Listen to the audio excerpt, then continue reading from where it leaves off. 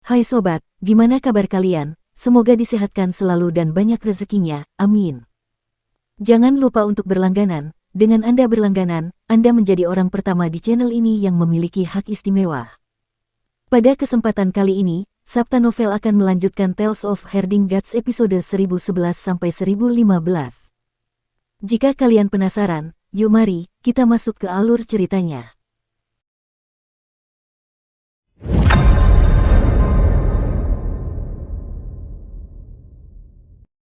Ada pengunjung dari Carefree Village. Si Buta dan si Bisu saling berpandangan. Mereka tidak sebersemangat yang diharapkan sang kaisar pendiri. Qin Mu selalu ingin menemukan desa bebas. Jika bukan karena dia, tidak ada seorang pun di desa lansia cacat yang akan peduli dengan lokasi desa bebas. Terutama Mute, yang merupakan penyintas ras dewa pekerjaan surgawi, yang leluhurnya membangun Bahtera Paramita. Mereka adalah keturunan Buddha Sakra, Liuran. Di akhir era kaisar pendiri, Kaisar pendiri membawa sekelompok orang ke desa Carefree sementara ras dewa pekerjaan surgawi membangun Bahtera Paramita lain untuk bersatu kembali dengannya. Namun, mereka dibantai oleh pasukan surga sebelum mereka bisa sampai di sana. Anggota yang tersisa dari ras dewa pekerjaan surgawi terperangkap dalam segel ruang 3 dimensi. Mereka sangat menderita, dan banyak yang meninggal. Sekarang, hanya ada Bisu, satu-satunya anggota ras dewa pekerjaan surgawi yang masih hidup. Pada akhirnya, orang tua Mute mengirimkan segel itu sebelum mereka meninggal.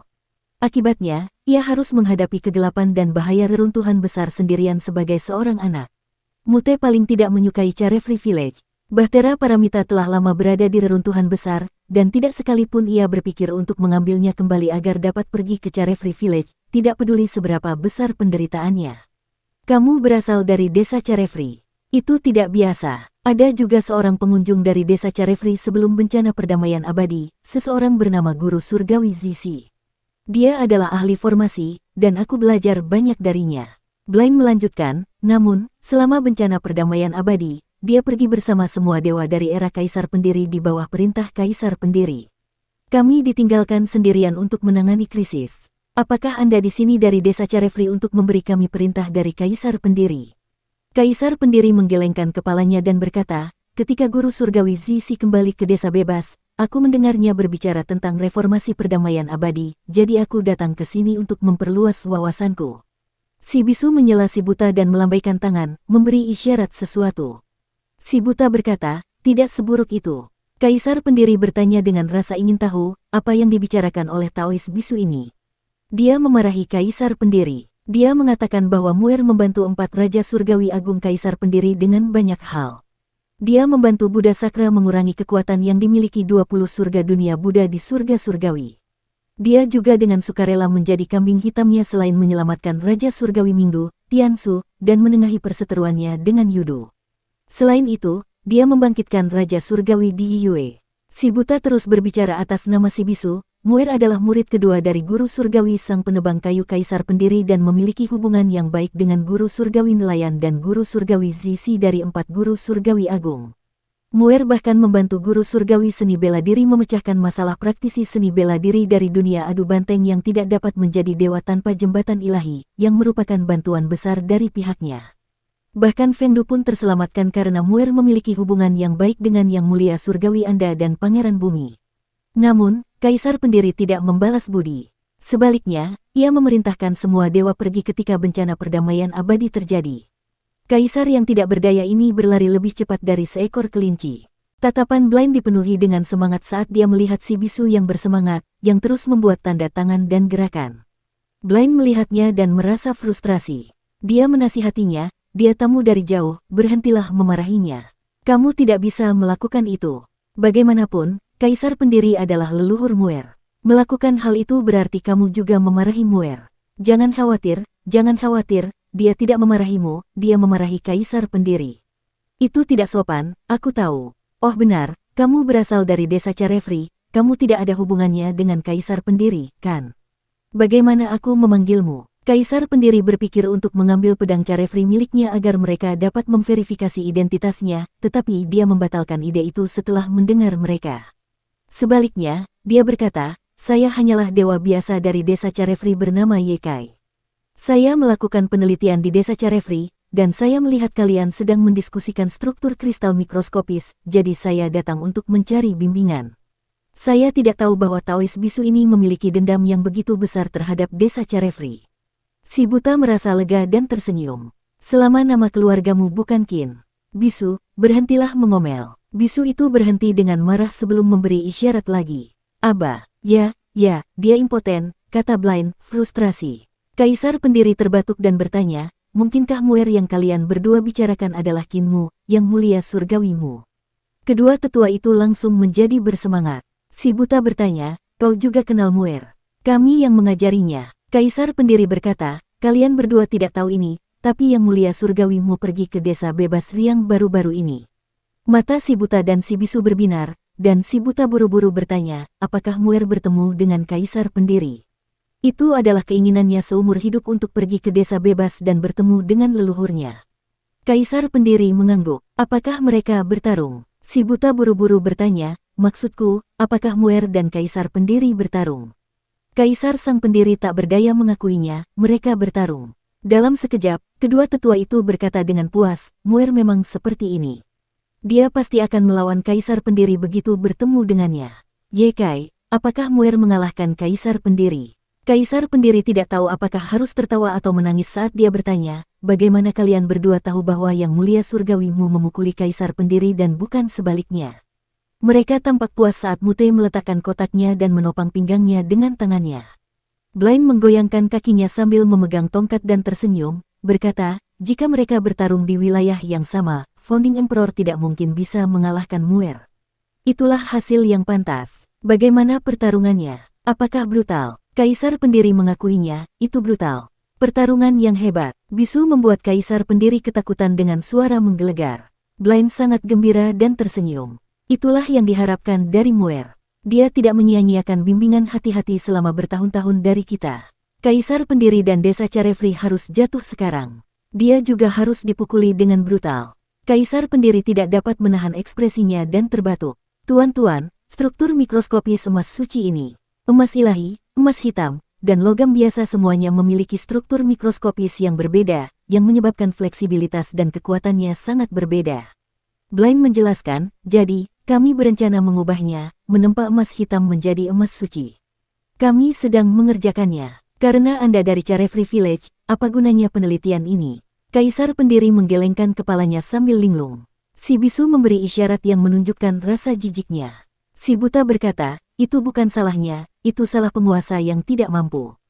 Kaisar pendiri tersipu, dan Blind melanjutkan, kami menemukan bahwa emas suci, emas hitam, dan emas biasa pada dasarnya adalah zat yang sama. Mereka hanya berbeda dalam atribut dan kinerja karena perbedaan dalam struktur mikroskopis. Jadi, kami berencana menggunakan tempaan Mute untuk mencoba dan menciptakan kembali struktur mikroskopis emas hitam dan menempanya menjadi emas suci. Namun, terlepas dari betapa hebatnya teknik penempaan tungku surga ion milik Mute, kami masih tidak dapat menjamin bahwa struktur kristal emas hitam yang paling mikroskopis dapat ditempa. Kami juga tidak dapat memalu kristal untuk menghadap ke satu arah. Si bisu memberi isyarat, dan si buta berbicara atas namanya. Sulit untuk mencetak rune dan mengukir kristal pada skala mikroskopis. Ahli penempaan juga harus memiliki mata dewa yang sempurna untuk dapat melihat setiap kristal pada skala mikroskopis. Kaisar pendiri mengerang dan menyelidiki mereka, apakah kalian berdua pernah mencoba menggunakan kesadaran untuk menempa pada skala mikroskopis, seperti menggunakan kesadaran dan ki vital untuk memahat jejak rune pada skala mikroskopis? Mata si bisu dan si buta berbinar saat mereka saling memandang. Si bisu berkata, itu bisa berhasil. Namun, Blind menggelengkan kepalanya dan berkata, masih ada kesulitan dalam hal ini. Seseorang harus memiliki pencapaian kesadaran yang tinggi. Agar seseorang dapat memiliki kesadaran yang dapat melihat dalam skala mikroskopis, seseorang harus berkultivasi ke alam yang sangat tinggi. Hanya mereka yang memiliki kesadaran dewa abadi tiga roh primordial yang memiliki kekuatan seperti itu, dan bahkan kemudian, seseorang harus melatih teknik tersebut ke tingkat yang tinggi. Kaisar pendiri tersenyum. Jangan khawatir, tuan-tuan. Kesadaran yang mulia surgawimu tak tertandingi kekuatannya. Saat dia kembali, dia akan memberikan teknik kesadaran yang lebih kuat daripada kesadaran dewa abadi tiga roh primordial. Saya percaya bahwa mungkin untuk melakukan pemahatan jejak seperti itu pada skala mikroskopis. Kalian berdua telah membuka trik baru dalam penempaan. Kalian berdua memiliki masa depan yang hebat di depan kalian, baik itu dalam sumber daya emas ilahi atau penempaan senjata ilahi. Ini karena kalian berdua dapat meningkatkan kekuatan senjata ilahi beberapa kali lipat, sampai-sampai senjata itu lebih kuat daripada dewa dan iblis. Namun, apakah surga surgawi mengizinkan reformasi seperti itu? Blaine berkata dengan santai, kita berada di luar jangkauan surga karena kita memiliki muer yang membantu kita. Bagaimanapun, reformasi seperti itu tidak akan mengubah dao agung surga dan bumi, jadi surga tidak akan mengetahuinya. Kaisar pendiri terkejut saat membandingkan tindakannya dengan Kinmu. Dia merasa bersyukur dan bertanya, bagaimana dengan Kaisar Perdamaian Abadi? Jika dia terlalu kuat, dia akan diawasi oleh langit atau bahkan disingkirkan. Maksudmu Kaisar Yanxiu? Blaine tertawa. Kaisar Yanxiu mungkin pintar, tetapi dia bukan yang terkuat dalam kultivasi di Eternal Peace. Dia baru saja menjadi dewa beberapa waktu lalu. Langit surgawi tidak punya waktu untuk memata-matainya. Kaisar Yanxiu bahkan pergi ke langit surgawi beberapa waktu lalu untuk berunding dengan para dewa dan iblis dari Istana Penciptaan Patriark sehingga mereka akan membuka lebih banyak jembatan pergeseran saling energi roh dan mengirim sumber dayanya dari surga lain untuk membangun senjata ilahi. Mata Kaisar pendiri membelalak. Dia baru sadar setelah beberapa saat sebelum pamit dan pergi. Si buta dan bisu mencoba membujuknya untuk tetap tinggal. Otakmu cukup aktif, dan kau punya bakat menempa, yang akan sia-sia jika kau mengikuti Kaisar pendiri. Kenapa kau tidak tinggal di sini saja agar kita bisa meneliti teknik penempaan mikroskopis? Kaisar pendiri bersikeras untuk pergi sambil berkata, saya masih harus melihat hasil reformasi perdamaian abadi lainnya. Selain itu, Desa Bebas Riang sedang mempercepat kepulangan saya. Si buta dan bisu harus mengirimnya pergi. Jangan terlalu berharap pada Carefree Village. Jika kau tidak keberatan setelah kembali, datanglah ke Eternal Peace. Kami punya banyak pekerjaan yang harus dilakukan. Jika kau kembali ke Carefree Village, kau pada dasarnya menunggu kematian. Blaine berkata, Mute berkata bahwa jika kalian ingin mengamati reformasi Eternal Peace, pergilah ke akademi-akademi besar di setiap jurusan. Meskipun sekarang mereka disebut sekte, pada dasarnya mereka adalah akademi. Itu adalah garis depan reformasi. Kepala desa kami mengajarkan keterampilan pedang di Imperial Chollege Clan. Kalian harus menjadi murid pedang, temui dia di sana, dan kalian bisa belajar banyak. Kaisar pendiri pergi dengan panik. Si buta dan bisu memperhatikan kepergiannya, merasa bersyukur. Masih ada orang-orang berbakat di desa bebas. Sayangnya, YK ini mengikuti Kaisar pendiri, yang menyia-nyiakan bakatnya. Di Akademi Sungai Bergelombang, kereta harta karun naga surgawi berhenti. Kinmu memanggil penguasa pemeliharaan naga untuk bertanya tentang akademi tersebut. Penguasa pemeliharaan naga menjawab, Akademi Sungai Bergelombang tidak lagi disebut akademi dan sekarang disebut Sekte Sungai Bergelombang. Su Yunzi adalah pemimpin sekte, dan Zehuali adalah wakil pemimpin sekte. Saya mengubah gelar saya menjadi tetua Sekte Sungai Bergelombang. Kami telah cukup ramai beberapa hari terakhir ini. Kakek pisau surgawi datang. Selain dia, pisau surgawi lainnya datang dan beradu dengan kakek penjagal, yang membuat para murid bersemangat. Kakek jagal datang. Pisau suci lainnya. Mungkinkah itu Luo Wushuang? Kinmu berkedip. Luo Wushuang ditendang ke istana surgawi pohon primordial dari alam primordial olehnya. Dia mungkin harus membantai makhluk untuk melarikan diri. Tanpa diduga, dia bersembunyi di sana. Jika seseorang tidak bekerja keras sekarang, tidak ada gunanya berkabung saat sudah tua. Kapan kamu akan membuka keterampilan pisau dari alam tahta kaisar? Kinmu keluar dari keretanya. Ia telah berkultivasi dengan orang-orang seperti kepala desa dan tukang daging, jadi ia belajar banyak, yang menyebabkannya memiliki 15 istana surgawi. Di antara mereka, 8 adalah istana setengah yang belum lengkap, yaitu, istana surgawi dari jalur melukis, jalur pisau, jalur pengobatan, jalur seni ilahi, jalur penempaan, jalur Buddha, jalur pencuri, dan jalur formasi. Meskipun Kinmu memperoleh kebijaksanaan yang diwariskan dari para ahli penciptaan dan memasuki jalan tersebut melalui seni dewa, membuka 8 surga secara berurutan, istana seni dewanya masih belum lengkap. Dari 9 tetua desa lansia cacat yang diwariskan, satu-satunya istana surgawi yang lengkap yang dimilikinya adalah istana pedang. Namun, ini bukan karena kepala desa, melainkan karena pencapaian dan pemahaman Kinmu yang tinggi dalam ilmu pedang. Dia berlatih dengan orang-orang seperti Bacar sejak dia masih muda dan sangat dipengaruhi olehnya dan Outma. Bahkan teknik 3 eliksir tubuh penguasanya pun sangat dipengaruhi oleh mereka. Hanya ketika Jagal dan Matua membuka teknik tingkat tahta kaisar, dia akan mampu menyerap nutrisi dari teknik tersebut dan menyempurnakan 8 istana surgawi yang belum lengkap. Jika tidak, akan sulit bagi Kinmu untuk menerobos ke alam dewa dan menjadi dewa. Kinmu kali ini pergi ke bawah untuk menghindari perebutan kekuasaan di surga dan mengawasi kultivasi si jagal, nenek si, dan si buta di desa lansia cacat sehingga mereka bisa memahami teknik tahta kaisar lebih awal.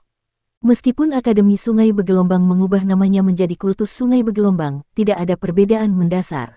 Para siswa sangat gembira, karena mereka dapat melihat pertarungan antara 3 pisau dewa. Penjagal pisau surga, pisau iblis Zehwali, dan pisau dewa berlengan satu yang muncul entah dari mana.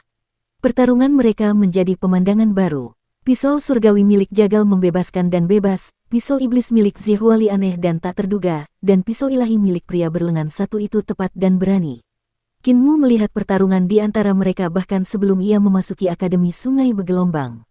Ia berhenti dan melihat bagaimana cahaya pisau mereka beraneka ragam, indah, dan mengejutkan saat mereka membelah langit, membentuk garis-garis hitam di mata orang-orang. Pisau iblis kemampuan Zehwali telah meningkat pesat. Kultivasinya hebat, dan ia memiliki prestasi luar biasa di jalur pisau.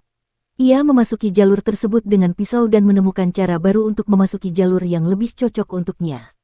Zehwali adalah murid Luo Wushuang dan Furi Luo, tokoh penting dari ras iblis, jadi dia memiliki sifat ilahi dan iblis dalam dirinya.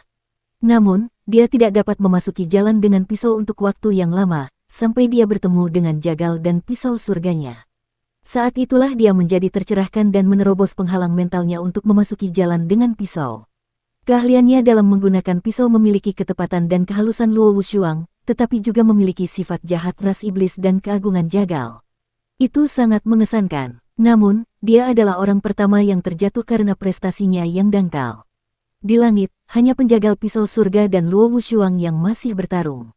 Kinmu mendongak dan melihat Luo Wushuang mengerahkan surga ke-14 dari jalur pisaunya. Keterampilan pisaunya menjadi lebih hebat, dan kekuatan surga pisaunya menjadi mengejutkan. Namun, Bacar menghalanginya. Ia melepaskan jalur pisaunya dan menghancurkan 10.000 skill dengan satu kekuatan dan satu pisau. Ia bermaksud untuk kembali ke dasar. Tiba-tiba, aura pisau Luo Wushuang meledak saat dia memahami surga ke-15 dari jalur pisau. Kinmu tampak terkejut. Ketika aku menendang Luo Wushuang ke alam primordial, dia baru saja memahami surga ke-14. Dia memahami surga ke-15 secepat itu. Kedua pisau dewa itu bertabrakan di udara. Heaven Knife Bacar langsung merasa rendah diri. Namun, dia menjadi lebih berani dan kuat saat dia tertawa dan berkata, pisaumu terlalu presisi. Meskipun kamu memahami keberanian, pada dasarnya itu masih sangat seperti seni. Cahaya pisaunya meledak, terbuka, dan tertutup. Itu mengguncang langit jalur pisau Luo Wushuang dan mengancam akan membelahnya menjadi dua. Luo Wushuang tertawa dingin. Pisau surgawi, pisaumu terlalu sombong. Kau tidak tahu tentang pengendalian diri. Yang kau tahu hanyalah cara menggunakan pisaumu. Ketika kau telah belajar pengendalian diri, kau akan menjadi pisau surgawi nomor 1 di bawah langit, bahkan di atasku. Pisau dewa mereka saling bertabrakan, dan cahaya pisau mereka meledak dan menyinari semua orang. Keduanya terluka dan jatuh dari langit. Kinmu terkesan dan melangkah maju. Pada saat itu, jagal melantunkan dengan keras, kita pergi berperang dengan peralatan mewah dan mewah, namun setelah pertempuran, yang tersisa hanyalah cahaya bulan yang menyedihkan menyinari kita. Kinmu menjawab dengan suara keras, drum perang di kota masih bergema di ladang, darah di pisau di gudang senjata masih basah. Bacar terkejut dan senang saat dia bergegas keluar dari Surging River Academy sambil tertawa. Muer kembali. Mereka bertemu, dan Kinmu membuka lengannya untuk memeluk jagal, namun jagal menebas dengan pisaunya, sambil berteriak, aku menyerang, Muer. Kinmu terkejut dan menghindar. Dia membuat dua pisau dewa dengan peluru pedangnya, dan cahaya pisau mereka saling bersilangan. Setelah beberapa saat, bilah jagal berada di leher Kinmu. Dia sangat marah. Kau membuatku malu, masih belum memasuki jalan setapak. Kau bahkan lebih buruk dari Z kecil. Kinmu tersipu dan bergumam, kakek jagal, bukannya aku tidak bisa, aku hanya berusaha lebih keras di jalur pedang dan seni ilahi. Jagal meludah dan melirik rombongan Kinmu. Dia terkejut saat berbisik, ada orang yang lebih cantik dari nenek si. Apakah ini istrimu? Kinmu semakin tersipu saat dia berbisik, belum. Poh, ini adalah Raja Ilahi Langwo, Raja Ilahi dari para ahli penciptaan. Dia adalah seorang ahli yang dapat bersaing dengan Yang Mulia Surgawi. Raja Dewa Langwo menyambutnya. Jagal menjadi tegas dan membalas salam dengan baik. Ia berkata, Muer, jangan pergi dulu. Aku akan memberimu trik agar kau tidak mengabaikan arah pisaumu. Qin Mu harus mengangguk. Di sisi lain, Luo Wushuang bergegas mendekat sambil membawa pisaunya. Dia tampak serius. Qin Mu tersenyum dan berkata, "Pisau Dewa Luo, peningkatanmu sangat cepat." Luo Wushuang menekan pisaunya dan berkata dengan dingin, "Kau menendangku ke istana surgawi pohon primordial dan menyebabkanku dikepung. Aku harus membantai orang-orang di sana hanya untuk menghindari terungkapnya identitasku. Para praktisi kuat dari Yang Mulia Surgawi Xiao mengejarku selama 2 tahun penuh dan membuatku menderita." Qin Mu tersenyum. "Jika tidak demikian, kamu tidak akan mampu mengolah surga ke-15 dari jalur pisaumu. Jangan gegabah, letakkan pisaumu. Zhehuali, bantu aku membujuk gurumu." Zhehuali berjalan mendekat, menggelengkan kepalanya, dan berkata, "Dia bukan guruku lagi, dia adalah teman daoku. Aku tidak bisa membujuknya. Yang muliamu, gelarmu sangat berbobot, seberapa hebat keterampilan pedangmu." Qin Mu membungkuk, dan Luo Wushuang melihat Raja Dewa Langwo. Dia takut dan buru-buru bertanya, "Yun Cuxiu, Nyonya Yuanmu?" Qin Mu buru-buru menghentikannya, menggelengkan kepalanya, dan menjelaskan, "Ini adalah pemilik aslinya." Luo Wushuang bertanya dengan ragu, "Ada wanita seperti ini di dunia ini?" Qin Mu tinggal di Akademi Sungai Bergelombang, dan Raja Dewa Langwo melihat Qin Mu bertarung dengan 3 pisau dewa. Dia dipukuli sampai wajahnya bengkak dan hidungnya memar. Luka-luka di tubuhnya tidak ada habisnya, yang membuatnya penasaran. Mengingat kemampuan Qin Mu, jika ia menggunakan seni ilahi melalui kesadarannya, bahkan Luo Wushuang akan kesulitan untuk menghancurkannya. Namun, ia bersikeras menggunakan keterampilan pisaunya melawan 3 pisau ilahi, yang menyebabkannya kalah telak. 5 hari kemudian, Bacar kehilangan kesabarannya dan berkata, "Fondasimu bagus. Kamu mempelajari segalanya dengan cepat, tetapi kamu tidak bisa memasuki jalan itu dengan pisau. Mungkin karena kamu terlalu peduli dengan jalanmu yang lain. Kamu harus pergi sekarang." Qin Mu harus pergi dan melanjutkan perjalanan dengan kereta. "Yang Mulia Surgawimu, jika kamu punya waktu luang, bandingkan kemampuan pedangmu denganku." Zhehuali melambaikan tangannya ke arahnya. Qin Mu membungkuk, tampak tidak senang. Kereta itu melaju selama beberapa hari, dan mereka mendekati lembah Dewa Jatuh. Lembah itu sudah rata dengan tanah. Qin Mu ingin memutarinya untuk pergi ke Akademi Makam Sungai untuk mencari keberadaan guru kerajaan Jiang Baigui. Namun, tiba-tiba, dia melihat sebuah gubuk jerami di lembah Dewa Jatuh, dan seorang pemuda berjalan keluar dari sana. Itu adalah Yang Mulia Surgawi Yu yang masih muda. Qin Mu tertegun dan memerintahkan Raja Iblis Dutian untuk berhenti. Yang Mulia Surgawi Yu yang masih muda melihatnya dan juga tercengang. Dia berkata, "Sudah lama sekali, Master Sekte Qin." Begitu dia berhenti, sebuah kotak keluar dari gubuk. Kotak itu berlari ke arah Qin Mu saat melihatnya. Kotak itu melingkari kaki Qin Mu dan bersikap penuh kasih sayang padanya. Kotak itu kemudian berlari ke sisi naga kilin dan membuka serta menutup dirinya berulang kali, seolah-olah ada banyak hal yang ingin disampaikan kepadanya. Naga kilin hinggap di kotak itu, dan kotak itu berlari-lari sambil menggendongnya. Qin Mu keluar dari kereta, meminta yang lain untuk tetap berada di kereta sementara dia berjalan ke arah Yang Mulia Surgawi Yu sendirian. Dia berkata, "Taois Xing'an, apakah kamu sudah selesai mempelajari rahasia tubuh jasmani ini?" Xing'an melirik kereta itu, mengalihkan pandangannya, dan mengundangnya masuk ke gubuk. Di sana, tubuh jasmani ini berisi segala macam rune halus dari para dewa kuno yang dapat menciptakan segala macam istana surgawi dan dewa-dewa kuno. Sungguh mengesankan. Silakan lihat, Master Sekte Qin. Gubuk jeraminya tampak kecil, tetapi di dalamnya terdapat banyak ruang. Ada banyak rak buku yang penuh dengan buku di dalamnya. Qin Mu mengambil sebuah buku dan melihat bahwa ada berbagai macam rune dao agung dari para dewa kuno yang terekam di dalamnya. Qin Mu menutup buku dan berkata, "Xing'an, bakatmu luar biasa, tetapi kamu menggunakannya di tempat yang salah." Xing'an mengangkat alisnya dan berkata dengan bangga, "Aku mungkin tidak melakukan banyak hal baik atau menyelamatkan orang selama bencana perdamaian abadi 5 tahun lalu, tetapi jika aku selesai meneliti keajaiban tubuh jasmani ini, aku dapat membantu dunia. Orang-orang akan mengenaliku. Master Sekte Qin, kau hanya iri padaku." Qin Mu menggelengkan kepalanya. Ia mengambil sebuah cermin dan berkata, "Gulungan giok di cermin ini mencatat semua rune dao agung dari para dewa kuno di tubuhmu ini. Sekarang aku akan memberikannya kepadamu." Pikiran Xing'an menjadi kacau saat dia mengambil cermin dan memeriksa gulungan giok di dalamnya. Gulungan itu memang berisi rune dao agung yang ditemukan di senjata suci Celestial Venerable Yu. Rune itu bahkan lebih akurat daripada miliknya, karena Kinmu telah menghitung ulang dengan aljabar mikroskopis. Dia kecewa dan sulit pulih. Kamu terlalu tertutup, kamu jarang berhubungan dengan dunia luar. Kinmu menatapnya dengan kasihan dan berkata, aku memberikan gulungan giok ini kepada para eksekutif reformasi perdamaian abadi. Meskipun tidak semuanya, gulungan ini memiliki banyak hal. Jika kamu lebih banyak berinteraksi dengan orang lain, kamu tidak akan menyia-nyiakan 5 tahun di sini. Xing'an mendengus dan mengambil cermin itu. Dia bertanya dengan jelas, apakah kamu sudah memahami pencapaian menggunakan tubuhmu sebagai fondasi Dao untuk menyembunyikan dewa-dewa kuno dari siklus surgawi? Aura Kinmu bergemuruh saat cahaya ilahi muncul di sekujur tubuhnya. 2000 dewa kuno muncul di tubuhnya saat dia bertanya, apakah kamu membicarakan ini?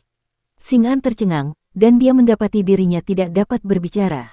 Kinmu membubarkan penampakan para dewa kuno dan memujinya. Kamu mampu memahami penyembunyian para dewa kuno dari siklus surgawi di dalam tubuh jasmanimu sendiri melalui penjelajahanmu sendiri. Kamu benar-benar memiliki bakat yang hebat, meskipun itu sudah diharapkan dari seorang suci dari generasi sebelumnya. Kamu harus mencari Dao Master Lin Xuan. Pencapaiannya dalam aljabar mikroskopis jauh di atasku, dan dia telah meneliti rune Dao Agung para dewa kuno untuk waktu yang lama. Jika kebijaksanaanmu dipadukan dengannya, lebih banyak yang dapat dicapai dengan sedikit usaha. Xing'an terdiam dan menjaga gubuk jerami itu dengan lambaian tangannya saat ia bersiap untuk bergerak. Kinmu mengulurkan tangannya untuk menghentikannya, dan Xing'an menjadi bingung. Kinmu tersenyum. Ketika kita bepergian ke sini, kamu menangkap tubuh ini, yang memiliki sedikit kesadaran dari seorang yang mulia surgawi. Apakah dia masih di sini?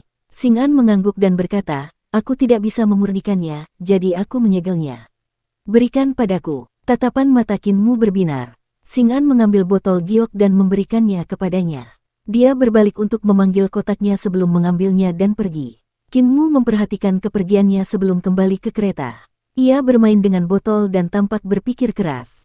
Su Jun melihatnya dan bertanya, apa isinya, bayi suci? Secuil kesadaran dari yang mulia surgawi. Kereta itu pun berangkat, dan Kinmu melihat ke arah lembah dewa jatuh di luar. Tatapannya samar saat dia berkata, 5 tahun yang lalu, ketika senjata suci Celestial Venerable Yu diciptakan, seorang Celestial Venerable segera datang ke sini untuk melihat apakah Celestial Venerable Ling benar-benar mati.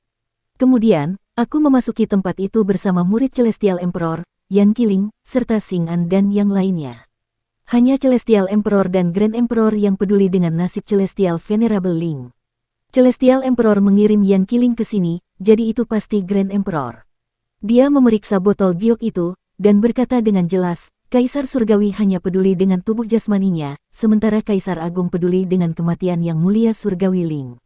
Saat itu, aku berpikir tentang betapa kebetulannya bahwa orang lain menjelajahi lembah dewa jatuh pada saat yang sama denganku.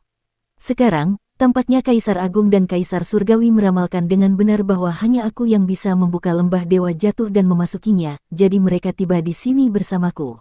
Hanya saja Kaisar Agung gagal meramalkan bahwa kesadarannya suatu hari akan berada di tanganku. Maksudmu, kesadaran Kaisar Agung ada di dalam botol ini. Tatapan mata Raja Dewa Langwo berbinar. Kinmu mengangguk sambil tersenyum tipis. 5 tahun yang lalu, Xing'an mengeluarkan token milik Celestial Venerable Qin untuk mengelabuinya ke Valen God Valley. Itu hanyalah jalan menuju High Emperor Celestial Heavens, tempat murid Celestial Venerable Ling, Yi Siseng, terus berusaha untuk menemukan mayat Celestial Venerable Ling. Ketika Kinmu tiba, murid-murid Kaisar Langit, seperti Yan Qiling dan Mu Qiubai, juga ada di sana. Raja Nagatian, di bawah Ibu Pertiwi, juga ada di sana, bersama dengan senjata dewa yang mulia Langit Yu yang menyelinap masuk. Peti mati terapung di lembah itu bertuliskan, buka saat Kinmu ada di sini.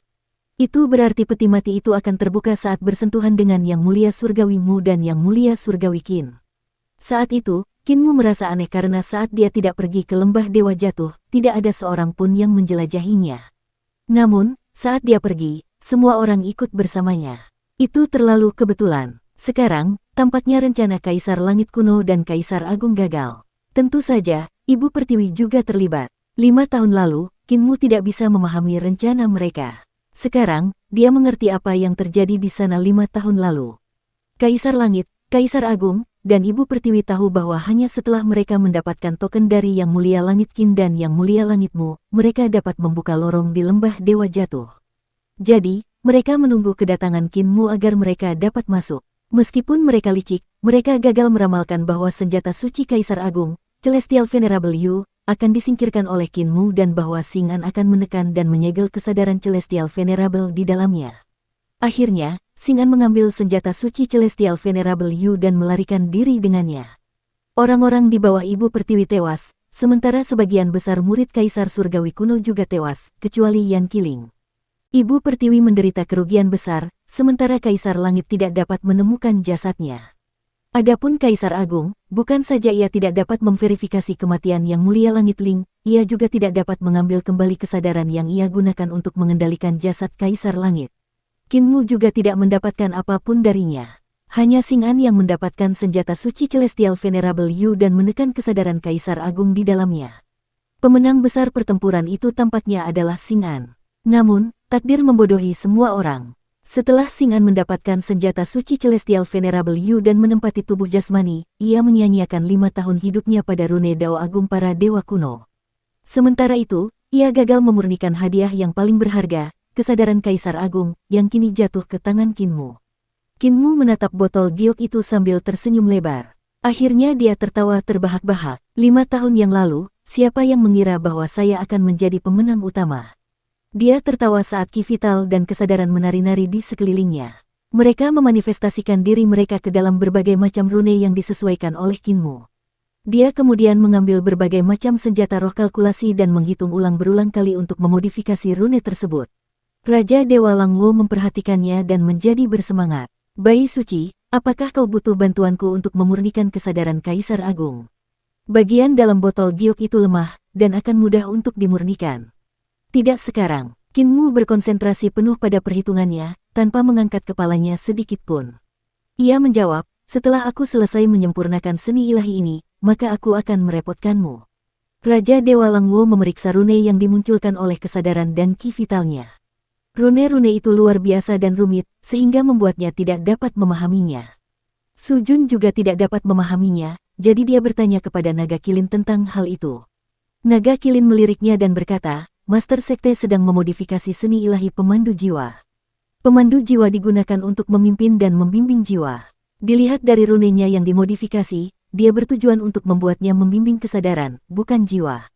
Memandu kesadaran. Raja Dewa Sujun dan Raja Dewa Langwo bingung. Apakah ada seni dewa yang dapat membimbing kesadaran? Naga Kilin memikirkannya dan berkata, panduan jiwa seharusnya disebut akuisisi jiwa, karena seseorang dapat memperoleh jiwa dari Yudu dan memanggil mereka ke dunia orang hidup. Setelah peningkatan dari Master Kultus, ia bahkan dapat memanggil jiwa yang hancur. Master Kultus kemungkinan bermaksud untuk memodifikasinya sehingga dapat memanggil kesadaran yang disebarkan oleh Kaisar Agung di alam primordial. Setelah beberapa saat, Qin Mu akhirnya menyelesaikan perhitungannya. Semua orang tampak bingung saat melihat rune megah yang tersebar di bagian dalam kereta. Qin Mu memeriksanya dengan cermat dan memodifikasi beberapa kesalahan perhitungan sebelum dia merasa senang. Qin Mu mengambil botol itu, keluar dari kereta, dan meletakkannya di tanah datar lembah dewa yang jatuh. Kekuatan sihirnya hampir tak terkendali saat ia menggunakan Soul Guide yang dimodifikasi. Rune yang tak terhitung jumlahnya terbang dan mengorbit botol giok. Roh primordialnya muncul, berdiri di istana surgawi utama diagram Taiji dengan megah. Di bawah gerbang surgawi selatan, bahasa Dao yang pekat keluar darinya saat ia membaca segala macam bahasa Yudu yang rahasia. Rune dunia Yin surgawi yang tak terhitung jumlahnya menyala di sekelilingnya. Beberapa terang sementara beberapa gelap. Kaisar Agung ingin membunuhku sekarang, saat aku masih di sini. Karena itu, ia mengerahkan tubuh jasmani dari Yang Mulia Surgawi ke-11. Namun, ia bertemu dengan Kaisar Pendiri di jalan dan terbunuh. Setelah roh primordial Qin Mu memanfaatkan panduan jiwa yang telah ditingkatkan, Qin Mu tertawa. Ketika Kaisar Agung dikalahkan oleh Kaisar Pendiri tidak tahu bagaimana mengumpulkan kesadarannya, jadi dia melenyapkannya, menyebabkan kesadarannya tersebar. Sebelumnya, aku tidak memiliki benda miliknya, jadi aku tidak dapat memanggil jiwanya. Namun sekarang setelah aku memiliki kesadarannya di dalam botol ini, aku dapat mencoba memanggil kesadarannya yang tersebar. Raja Dewa Langwo mengikutinya ke dataran dan melihat bagaimana tanah di sekitar Qin Mu memiliki banyak rune yang tercetak di atasnya.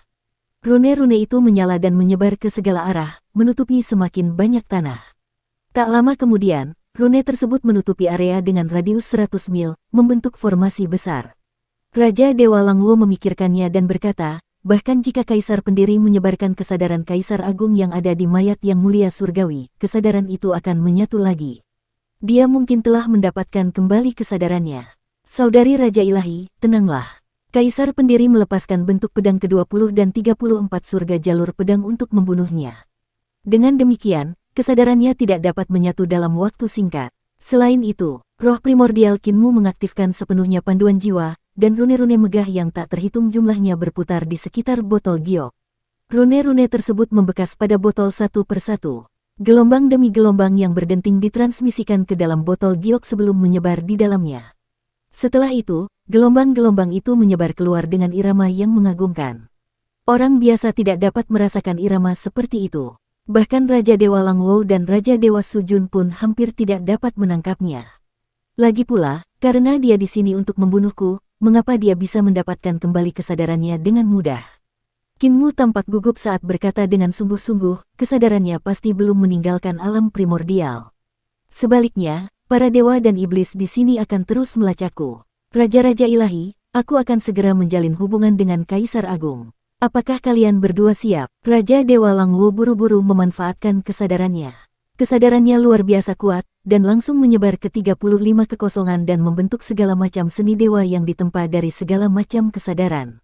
Sujun ragu-ragu dan berkata, "Bayi suci, seberapa kuat kesadarannya? Jika kita berkomplot melawannya, kita akan menyinggungnya sepenuhnya. Selain itu, jaringan kesadarannya tersembunyi di void tertinggi. Jika kita memanggil kesadarannya, dia dapat mengunci posisi kita dan menyerang kita dari void tertinggi." Raja Dewa Sujun, aku sudah sangat menyinggung Kaisar Agung. Melakukannya lagi hanyalah bonus. Pemandu jiwa Kinmu menjalin hubungan dengan kesadaran di dalam botol giok. Ia langsung melacak sumbernya dan merasakan gelombang demi gelombang kesadaran yang menakutkan. Ia tertawa dan berkata, kesadaran Kaisar Agung akan dipanggil olehku. Kita akan bersekongkol melawan orang yang tidak bersekongkol. Setelah itu, kita akan lari agar ia tidak bisa melakukan apapun pada kita. Raja Dewa Sujun langsung merasa bulu kuduknya berdiri saat merasakan gelombang kehampaan yang mengerikan. Dia memutuskan untuk menggunakan seluruh kesadarannya dan membantu Raja Dewa Langwo menghancurkan formasi pemurnian kehampaan besar. Dia belum pulih ke kondisi puncaknya, tetapi pengalamannya masih melekat, memungkinkan dia untuk membantu Raja Dewa Langwo dengan beberapa kelemahannya dalam menyempurnakan seni dewa. Raja Dewa Langwo, kita harus menyegel kekosongan ke-35 untuk mencegah Kaisar Agung turun dari kekosongan tertinggi. Raja Dewa Sujun berkata kepada Raja Dewa Langwo saat mereka bekerja sama untuk menyegel kekosongan ke-35 di sekitar mereka. Raja Dewa Langwo memujinya. Meskipun Sujun adalah Raja Dewa dari era purba dan hanya memiliki pengetahuan yang sangat kuno, pengalamannya sangat luas dan unik. Dukung terus channel YouTube Sabta Novel. Tepat saat mereka selesai menyiapkan formasi pemurnian kekosongan besar di kekosongan ke-35, gelombang-gelombang yang mengerikan menanggapi pemandu jiwa Kinmu dan dipanggil. Di sumber sungai primordial Rilem yang bergelombang, mayat Kaisar Agung yang telah dipotong-potong jatuh ke dalam badan air di pegunungan. Peti matinya jatuh ke dalam gua dan terbuka, dan udara mayat yang kental keluar dari dalamnya. Pada saat yang sama, banyak dewa berpakaian aneh datang. Mereka mengenakan jubah putih yang menutupi tubuh dan wajah mereka. Mereka datang dari surga, dan masing-masing dari mereka membawa labu berwarna cinabar di punggung mereka. Para dewa berjubah putih masing-masing pergi ke sepotong mayat, dan cahaya mengepul keluar dari labu untuk mengekstrak kesadaran di dalamnya. Potongan-potongan mayat itu masih berisi jalur pedang Kaisar Pendiri. Jalur itu ditekan oleh kesadaran Kaisar Agung, tetapi terus-menerus membumikan kesadaran itu. Setelah waktu yang lama, kesadaran Kaisar Agung akan sepenuhnya dihancurkan oleh jalur pedang Kaisar Pendiri. Namun, labu berwarna cinabar milik para dewa berjubah putih memiliki sesuatu yang unik. Mereka dapat mengekstraksi kesadaran Kaisar Agung tanpa menyentuh kekuatan jalur pedang Kaisar Pendiri. Meski begitu, mereka harus berhati-hati untuk tidak menyentuh potongan mayat itu guna mencegah tersulutnya seni ilahi Kaisar Pendiri. Mereka baru saja hendak selesai mengumpulkannya ketika tiba-tiba, suatu kekuatan tak dikenal datang dan membawa pergi seluruh kesadaran Kaisar Agung. Bahkan kesadaran yang terkumpul di dalam labu pun ikut terbawa, dengan cahaya yang keluar dari mulut labu. Kesadaran itu berubah menjadi ribuan cahaya indah yang melesat pergi. Omong kosong. Kesadaran Kaisar Agung bergemuruh seperti ribuan sambaran petir saat meledak, menyebabkan para dewa berjubah putih itu menjadi pusing. Cepat tutup labu kesadaran ilahi. Para dewa berjubah putih segera menutupi labu tersebut, namun panggilan aneh itu terlalu kuat, bahkan menarik labu kesadaran ilahi ke arah timur juga. Kesadaran Kaisar Agung juga terbang tak terkendali dari potongan-potongan mayat yang mulia surgawi, dipimpin oleh pemandu jiwa Kinmu. Banyak dewa berjubah putih memeluk labu besar mereka dan menggunakan kekuatan sihir untuk tetap bertahan.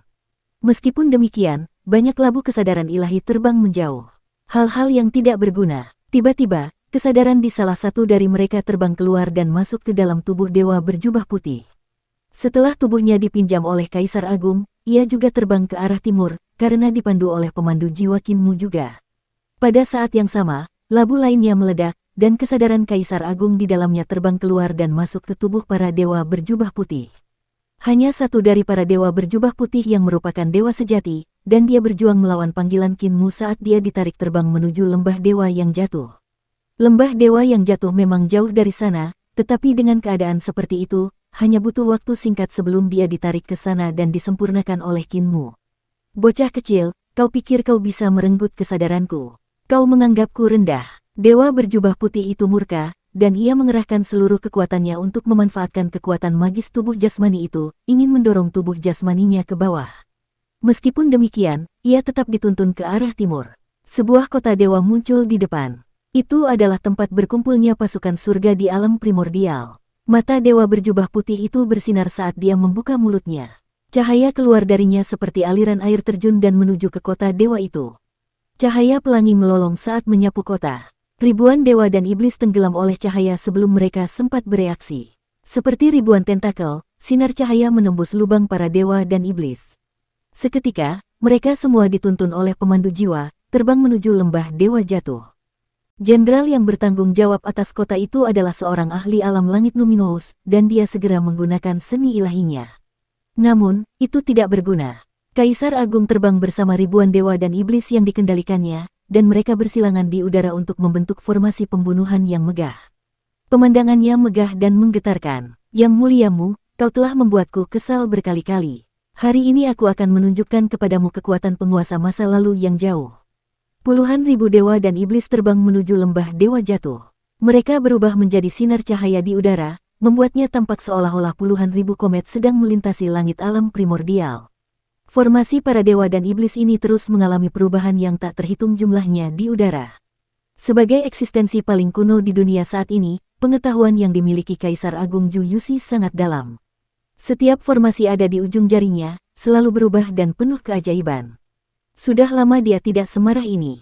Tidak banyak hal yang benar-benar dapat membuatnya marah. Ia marah ketika Yang Mulia Surgawi Yun, bersama dengan ras penguasa penciptaan kekosongan besar, menyergap dan menjebak tubuh jasmaninya.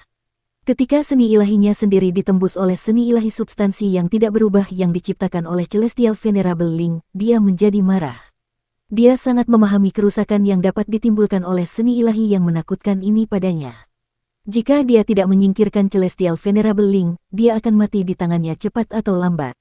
Selama sejuta tahun terakhir, dia hanya marah dengan dua hal ini. Namun, sekarang dia marah. Dulu ketika alam primordial menghancurkan segelnya, dia memobilisasi senjata suci Celestial Venerable Yu secara pribadi tetapi dibunuh oleh bajingan Kinmu di Valen God Valley. Meskipun orang bisa mengatakan dia tidak menunjukkan kemampuan aslinya karena dia tidak ingin mengungkapkan identitasnya, dia tetap tidak senang mati di tangan bajingan kecil itu. Juga, di kolam giok di surga, bajingan kecil itu benar-benar menghilangkan kutukan garis keturunan yang ditinggalkannya dalam garis keturunan Yun Jianli. Hal ini tentu saja membuatnya marah. Tidak hanya itu, Kinmu juga menjelajah jauh ke dalam Great Void dan mengambil mayat Celestial Venerable Yun dari alam kesadaran tertinggi. Dia bahkan memurnikan sebagian dari kesadarannya sendiri, mencoba menjelajahi rahasia dan keajaiban tekniknya. Terlebih lagi, setelah si bajingan kecil itu kembali ke surga, dia memberitahu para yang mulia surgawi lainnya bahwa Kaisar Agung tidak mati dan dia bersembunyi di antara mereka. Hal ini memaksanya untuk masuk ke dalam keadaan pasif. Ketika dia maju untuk membunuhnya, dia dibunuh oleh Kaisar Pendiri di tengah jalan. Itu adalah kematian yang salah dan membingungkan. Sekarang, Kinmu telah kembali ke lembah dewa yang jatuh dan berencana untuk memanggil kesadarannya dan memurnikannya lagi. Bahkan jika seseorang hendak mencukur bulu domba, ia tidak akan bisa terus-menerus mencukur bulu domba tertentu. Tampaknya si bajingan kecil itu punya masalah dengan dirinya, selalu mengejarnya dan mencukur bulu domba tanpa henti. Dia tidak tahan lagi dengan bajingan kecil itu. Hari ini, dia akan menyingkirkan Kinmu apapun yang terjadi. Makhluk kecil yang bodoh, aku telah menjelajahi alam semesta dan melihat banyak sekali tokoh berbakat, sebanyak bintang di langit. Satu persatu, mereka tumbang, hanya menyisakan aku. Puluhan ribu dewa dan iblis terbang melintasi langit, menyerbu ke arah lembah dewa jatuh. Mereka turun dengan gemetar hebat, berubah menjadi suara nyaring yang agung.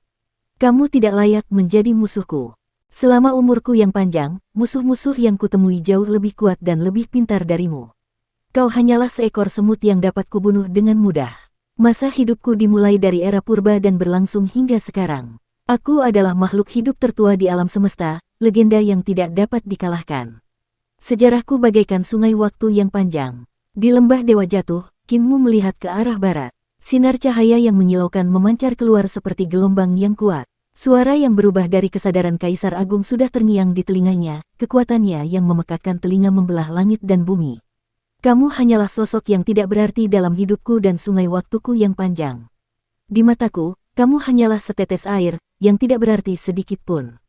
Di dalam lautan cahaya menyilaukan yang luas, Kinmu melihat sosok puluhan ribu dewa dan iblis. Itulah formasi pembunuh paling misterius dan mendalam di surga. Aura pembunuhnya menutupi seluruh langit, melesat maju dengan suara mendesing. Sebelum mencapai lembah dewa jatuh, tanah mulai retak.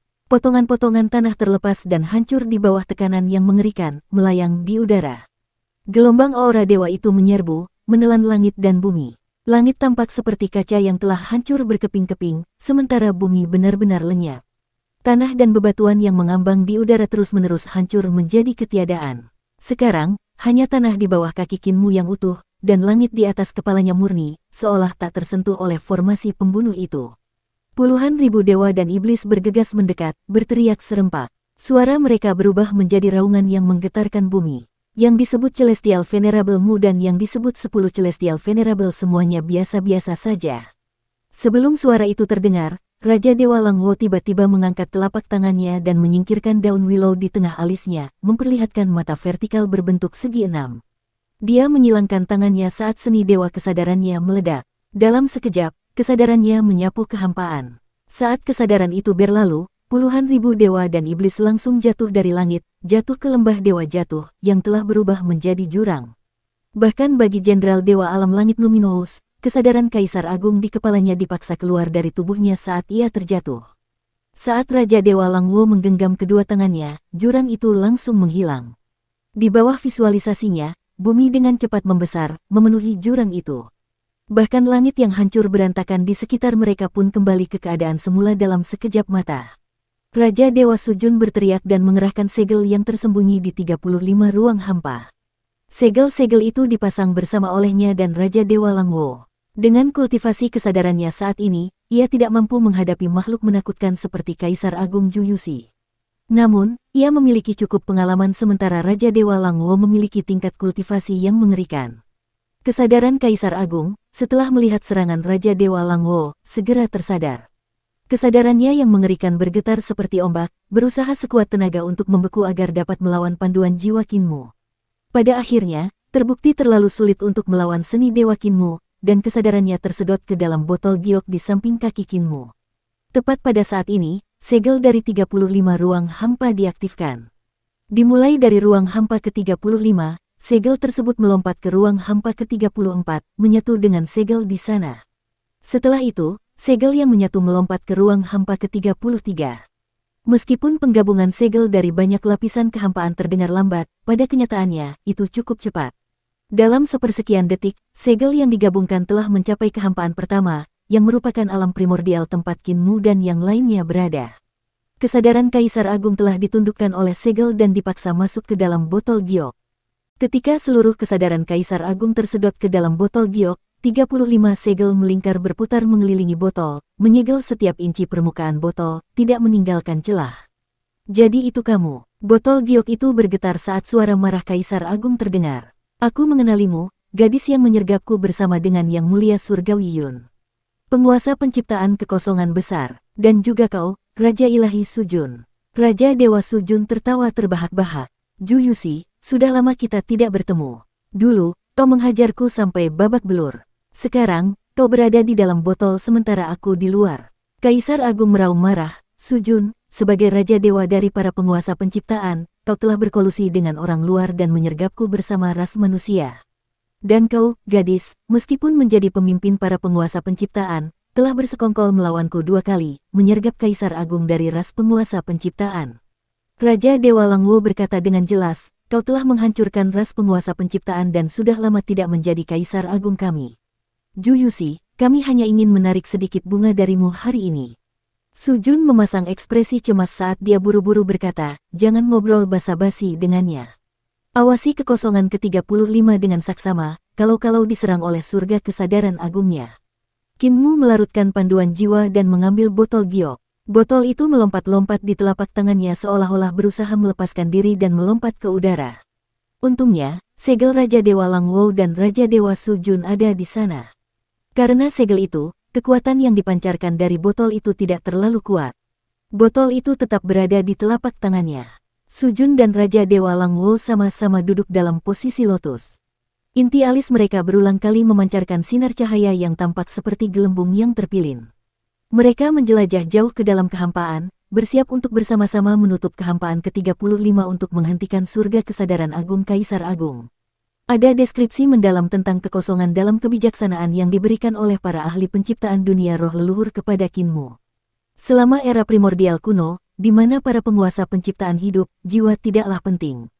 Yang penting adalah kesadaran. Secara khusus, bagaimana melindungi kesadaran seseorang sangatlah penting. Ketika kesadaran diendapkan dalam kehampaan, seseorang dapat menyatu dengan surga dan bumi, sehingga memperpanjang hidupnya.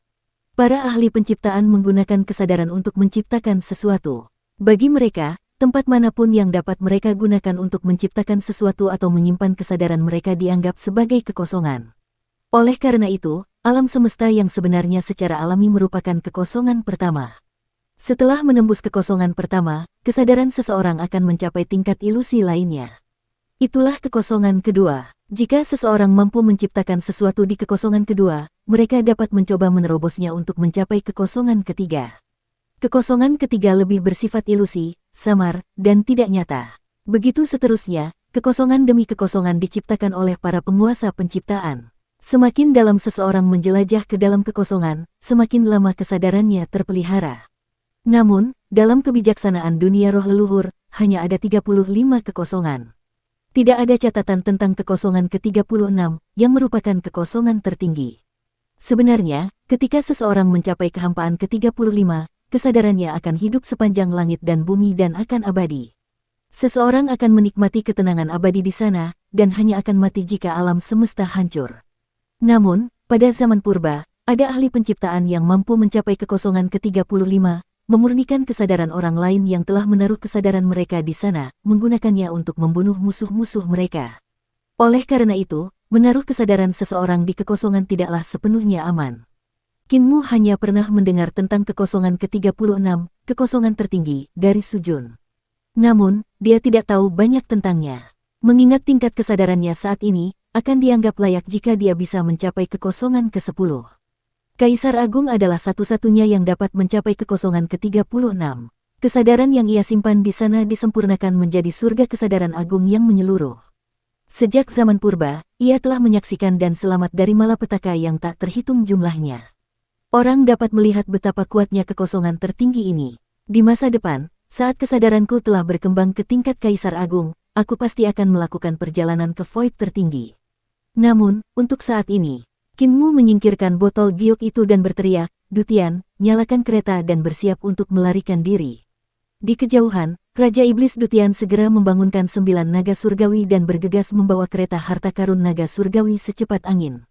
Qin Mu mengangkat tubuh Sujun dan Raja Ilahi Langwo yang tidak bergerak dan melompat ke kereta. Dia berkata dengan sungguh-sungguh, "Larilah secepat yang kau bisa, cobalah untuk mengguncang surga kesadaran agung yang menyeluruh." Raja Iblis Dutian meraung sambil mengangkat cambuknya untuk mencambuk 9 naga surgawi. Setelah merasakan sakit, 9 naga itu berlari kencang ke depan dengan kecepatan penuh, bergerak secepat kilat. Raja Iblis Dutian terus mencambuk dengan cambuknya hingga salah satu naga surgawi tidak dapat menahannya lagi.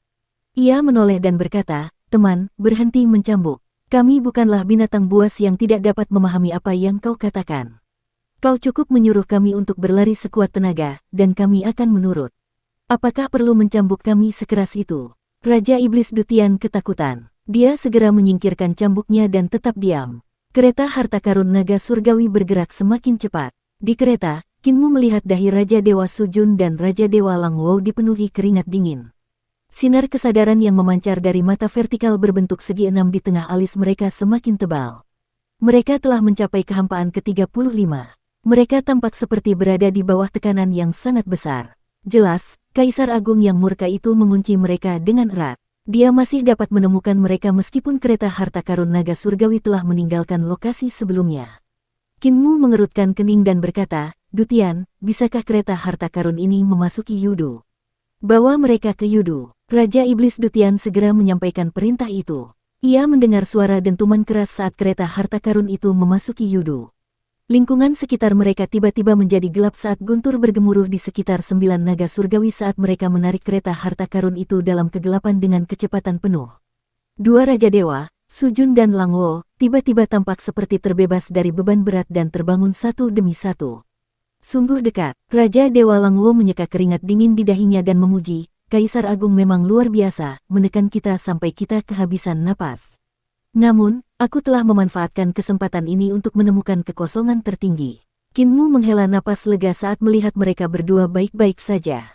Sujun melihat sekelilingnya, ekspresinya sedikit berubah ketika dia bertanya, Bayi suci, tempat apa ini? Raja Dewa Langwo juga mengamati sekelilingnya. Ekspresinya berubah drastis saat dia berkata dengan suara gemetar, mungkinkah ini Yudu? Di depan kereta harta karun naga surgawi, dua aliran panjang mata air kuning menyala turun dari langit. Itu adalah dua tanduk Earthbound yang dibentuk oleh dunia yang tak terhitung jumlahnya yang telah musnah. Air mata air kuning itu adalah lahar yang menyala-nyala. Di depan dewa kuno raksasa ini melayang senjata suci Celestial Venerable Yu.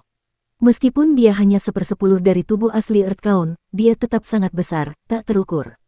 Cepat, pergi. Sujun berteriak, Earthbound dan kami, penguasa penciptaan, adalah musuh bebuyutan. Kinmu sedikit tertegun. Dia hendak meminta Raja Iblis Dutian untuk memutar balik kereta dan meninggalkan Yudu ketika dia melihat pangeran bumi yang berwibawa itu perlahan menoleh, mengamati dengan ketiga matanya. Keringat dingin kembali muncul di dahi Raja Dewa Langwo. Dia terbang keluar dan melemparkan dirinya ke depan kereta harta karun naga surgawi. Bayi suci, kau telah berjanji padaku bahwa kau akan menjaga dengan baik para penguasa ras ciptaan. Jangan lupakan janjimu. Dia berkata tanpa menoleh ke belakang, pergilah tanpaku. Tiba-tiba, Kinmu muncul di depannya. Dia menggerakkan tangannya dan membuka gerbang pengaruh surga. Tatapan Earthbound menyapu, menghancurkan pengaruh gerbang surga. Pembuluh darah muncul di dahi Kinmu. Dia membangkitkan ki vitalnya untuk membuka gerbang pengaruh surga lainnya, tetapi gerbang itu hancur lagi. Percuma saja. Sujun menghela napas dan pindah ke sisi Kinmu. Ia berdiri bahu-membahu dengan Raja Dewa Langwo, menggelengkan kepalanya sambil berkata, para penguasa penciptaan dan dewa-dewa kuno adalah musuh alami. Saat itu, ketika para dewa kuno membunuh kita, Earthbound adalah salah satu pemimpin mereka. Ia tidak akan membiarkan kita pergi begitu saja. Bayi suci, Langwo, pergilah tanpa aku. Aku akan tinggal dan menangani ini.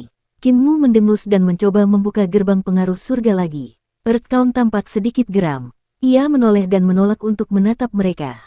Raja Dewa Langwo dan Sujun tercengang. Mereka bertanya-tanya mengapa Earthbound tidak bergerak untuk membunuh mereka. Kinmu menghela napas lega. Dia berbisik, Earthbound memberiku sedikit muka dan pura-pura tidak melihat kita. Ayo cepat pergi. Langwo dan Sujun saling berpandangan, menahan keterkejutan di hati mereka. Karena mereka sedang terburu-buru, mereka tidak repot-repot berpikir terlalu banyak dan memasuki gerbang pengaruh surga. Kinmu mempersilakan Dutian, Yaner, Naga Kilin, dan yang lainnya memasuki gerbang pengaruh surga dengan kereta harta karun naga surgawi di depannya, berencana untuk mengikuti mereka setelahnya. Tiba-tiba, sebuah perahu kertas berlayar mendekat. Utusan kematian yang lebih tua di atas perahu berkata, Yang mulia surgawimu, silakan tinggal. Kinmu menghentikan langkahnya dan berkata, Yang mulia surgawi, apa yang bisa saya bantu? Utusan kematian yang tertua berkata, Earthbound telah memerintahkanku untuk bertanya kepadamu, mengapa kamu bergaul dengan para penguasa penciptaan? Dia menyebutkan bahwa mereka adalah orang-orang yang kejam dan jahat dan telah melakukan banyak perbuatan jahat. Selama tahun-tahun sebelumnya, mereka membawa malapetaka bagi alam semesta, melakukan segala macam kekejaman. Berkolusi dengan mereka seperti membantu seekor harimau menerkam korbannya. Kamu akan kehilangan dukungan dari para dewa kuno. Kinmu mengangguk patuh sambil berkata, Yang Mulia Surgawi, mohon beritahu Earthbound bahwa sepenuhnya berkat dukungan penuhnya, saya berhasil meraih gelar penyihir agung yang tak terkalahkan. Tentu saja, saya tidak akan pernah bertindak tanpa kendali. Mengenai para penguasa penciptaan, saya meminjam kekuatan mereka untuk menghadapi Kaisar Agung. Oleh karena itu, kita hanya saling memanfaatkan. Saya tidak berniat menggunakan kekuatan mereka untuk melawan para dewa kuno. Saya dengan rendah hati bersujud di hadapan Earthbound, dengan rasa hormat dan kerendahan hati yang mendalam. Utusan kematian yang lebih tua menatapnya. Setelah beberapa saat, dia berkata, bukankah kalimat terakhirmu agak berlebihan? Earthbound bukanlah Kaisar Surgawi, tidak perlu berbicara tentang rasa hormat dan kerendahan hati. Kinmu berkata dengan jelas, aku dibesarkan oleh Earthbound. Sebagai junior, aku harus memperlakukannya dengan rasa hormat dan kerendahan hati yang mendalam. Utusan kematian yang lebih tua tetap menatapnya. Dia tidak bisa menahan diri untuk menggelengkan kepalanya sambil berkata, pergilah, aku akan berbicara dengan Earthbound. Kinmu mengucapkan terima kasih kepadanya dan bertanya, bagaimana kabar Yang Mulia Surgawi Yu? Dia baik-baik saja sampai Kinmu menyebut Yang Mulia Surgawi Yu. Utusan kematian yang lebih tua melampiaskan kemarahannya yang terkumpul dan berkata dengan marah, dia telah dicuri. Kinmu ketakutan. Dia berteriak, Yang Mulia Surgawi Yu dicuri oleh seseorang. Siapa yang berani menyusup ke Yudu dan mencuri Yang Mulia Surgawi Yu? Apakah kamu tidak mengawasinya dengan saksama? Saya harus berkeliling mengambil jiwa, membimbing orang mati. Ada miliaran hal yang membutuhkan perhatian saya. Di mana saya punya waktu untuk mengawasinya? Utusan kematian yang lebih tua berkata dengan tidak senang, dia adalah kakak laki-lakiku, bukan anakku. Aku hanya bisa menjaganya saat aku punya waktu. Aku membiarkannya berkeliaran di Yudu dan tidak menyangka ada orang jahat yang menyusup ke tempat ini untuk menculiknya. Kinmu bertanya dengan curiga, dari mana datangnya bajingan yang mencuri Yang Mulia Surgawi Yu itu? Dari mana dia berasal? Tentu saja, dia dari keluargamu. Utusan kematian yang lebih tua tertawa dingin dan berkata, lebih baik kau urus para tetua keluargamu dengan baik. Ini benar-benar kurang ajar, datang ke Yudu untuk melakukan kejahatan. Namun, aku tidak akan melanjutkan masalah ini. Jika Yang Mulia Surgawi Yu tetap tinggal di Yudu, itu memang akan menghambat pertumbuhannya. Namun, para tetua keluargamu membawanya berkeliling untuk mencuri. Bagaimanapun, itu bukanlah hal yang baik. Berhati-hatilah agar tidak tertangkap oleh langit surgawi. Kinmu setuju dan berkata, aku pasti akan mendisiplinkan kakek cacat dan tidak akan membiarkannya berbuat onar.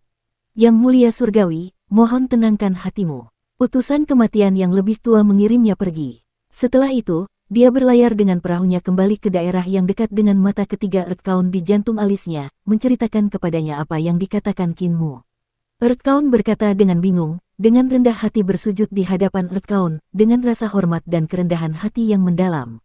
Apakah dia benar-benar mengatakan itu? Utusan kematian yang lebih tua mengangguk. Dia tampak sangat tulus. Jarang sekali aku menerima kesopanan seperti itu.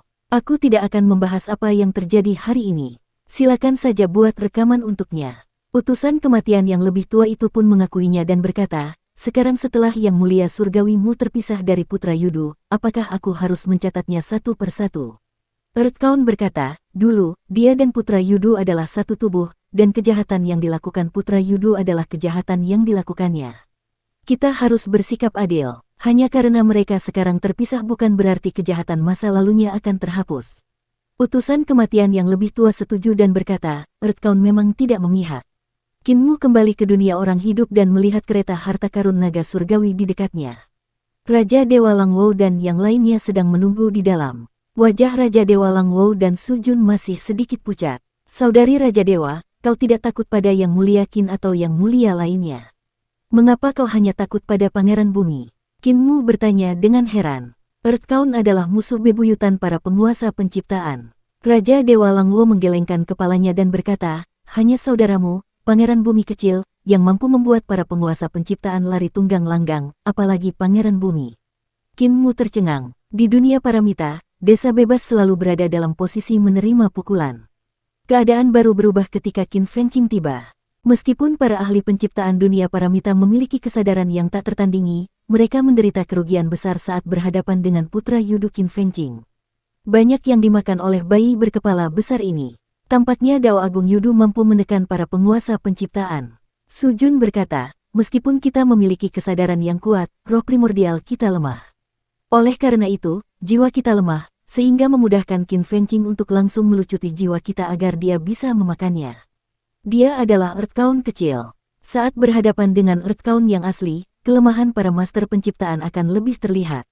Sangat mudah bagi Earth Count untuk membunuh para master penciptaan. Dalam pertempuran besar selama era primordial kuno, jumlah master penciptaan yang tewas di tangan Earth Count jauh lebih banyak daripada gabungan Kaisar Surgawi, Adipati Langit, dan Ibu Pertiwi. Raja Dewa Langwo berkata, saya belum menyaksikan pertempuran besar di era primordial kuno, tetapi saya pernah mendengar tentang ketenaran Earth Count dari roh leluhur. Saat saya memimpin reformasi para master penciptaan dunia paramita, menyerap sistem harta dewa dan istana surgawi, serta memulai kultivasi roh primordial, saya berusaha untuk tidak membiarkan para master penciptaan memiliki kelemahan. Namun, saat berhadapan dengan Little Earth Count Qin Fengqing, masih ada celah besar. Qin Mu tertawa dan berkata, kamu telah mempelajari teknik kultivasi roh primordial dari cara Free Village, yang jauh lebih terbelakang daripada milik Eternal Peace.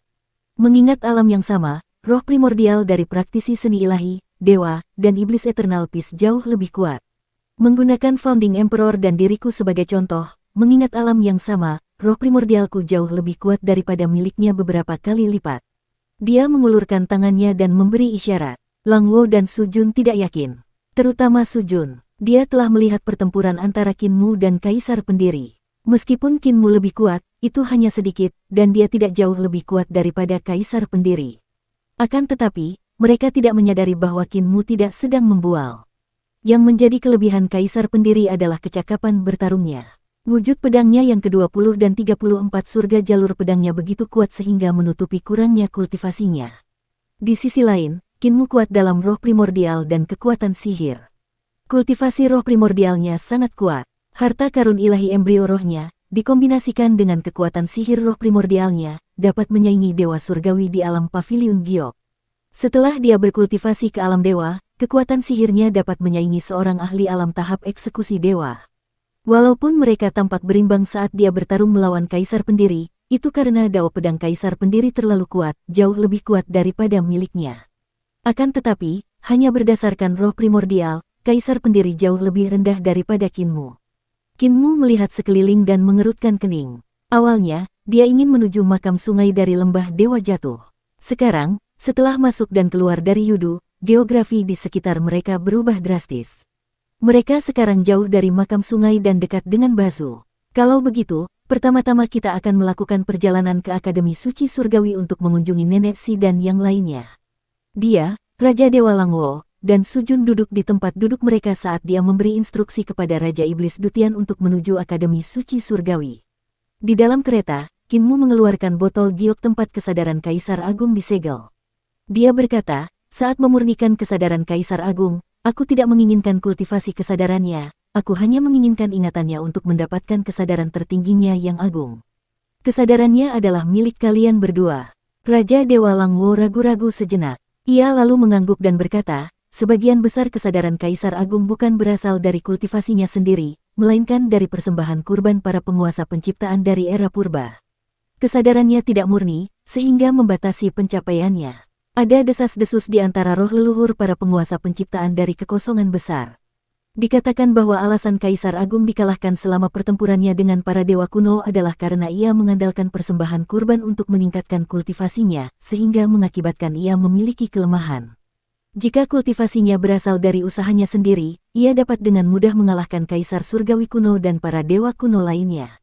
Mata Su Jun berbinar. Ia tersenyum dan berkata, jika kau tidak tertarik pada kesadaran Kaisar Agung, aku akan dengan senang hati mengambilnya. Raja Dewa Langwo, apakah kau menginginkan kesadaran Kaisar Agung? Raja Dewa Langwo ragu-ragu sejenak sebelum berkata, saya akan membaginya secara merata dengan Raja Dewa. Dengan kondisi kultivasi saya saat ini, sangat sulit untuk meningkatkannya ke tingkat berikutnya. Meskipun kesadaran Kaisar Agung tidak murni, tetap layak untuk dicoba. Namun, saya sarankan kita membagi kesadaran menjadi 3 bagian, membaginya secara merata di antara kita bertiga, memberikan sepertiganya kepada bayi suci. Qin Mu tidak mengerti apa maksudnya. Raja Dewa Langwo berkata dengan lembut, di masa depan, jika kultivasimu menemui hambatan dan tidak dapat berkembang lebih jauh, kau dapat memurnikan kesadaran Kaisar Agung untuk meningkatkan kultivasimu. Para master penciptaanku juga dapat berkumpul untuk melakukan persembahan kurban untukmu, membantumu meningkatkan kekuatanmu. Kinmu merenung sejenak lalu menganggukkan kepalanya tanda setuju. Mereka bertiga mengeksekusi seni ilahi pemurnian kesadaran, berfokus penuh pada pemurnian saat kereta harta naga surgawi berjalan menuju Akademi Suci Surgawi. Di ibu kota Eternal Peace, Kaisar Pendiri membungkuk dan meminta Dewa Pedang Sumuze untuk berhenti berjalan. Ia berkata, setelah meminta bimbinganmu, Ye Kai telah memperoleh banyak manfaat. Tetua, tidak perlu mengirimku lebih jauh lagi. Kepala desa bersikeras untuk mengirimnya. Ia berkata, hal-hal yang kupelajari darimu 100 kali lebih banyak daripada yang telah kuajarkan kepadamu. Mengingat bakat saudara Ye, kau adalah salah satu dari 2 jenius pedang Dao yang pernah kulihat sejauh ini. Aku harus mengirimmu pergi. Kaisar Pendiri merasa bingung. Tetua telah melihat seseorang yang ilmu pedangnya setara denganku. Bolehkah aku bertanya apakah orang ini adalah yang mulia surgawimu? Kepala desa menggelengkan kepalanya dan tertawa. Meskipun ilmu pedang Muer sangat cemerlang, dia cukup hiperaktif dan tidak bisa duduk diam untuk meneliti ilmu pedang. Hati pedangnya tidak murni. Ahli yang mampu menandingi ilmu pedangmu adalah mantan guru Kekaisaran Perdamaian Abadi, Makam Sungai Jiang Baigui. Ekspresi wajah Kaisar Pendiri berubah saat dia berkata, bolehkah saya tahu di mana guru Kekaisaran sekarang?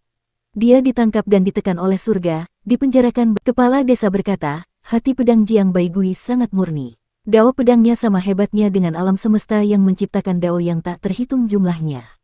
Ia telah mengembangkan dao pedangnya menjadi puluhan ribu dao, dan hati pedangnya adalah yang paling jernih dan cemerlang yang pernah saya lihat. Ia juga pendiri bentuk pedang ke-15, bentuk pedang ke-16, dan bentuk pedang ke-17. Jika Anda pernah bertemu dengannya, Anda pasti akan mengobrol panjang dan menyenangkan dengannya. Kaisar Pendiri terdiam beberapa saat sebelum menghela napas.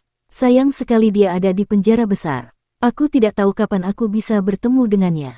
Aku masih perlu mengunjungi akademi lain untuk mengalami reformasi perdamaian abadi dan tidak punya waktu untuk mengunjunginya di penjara besar.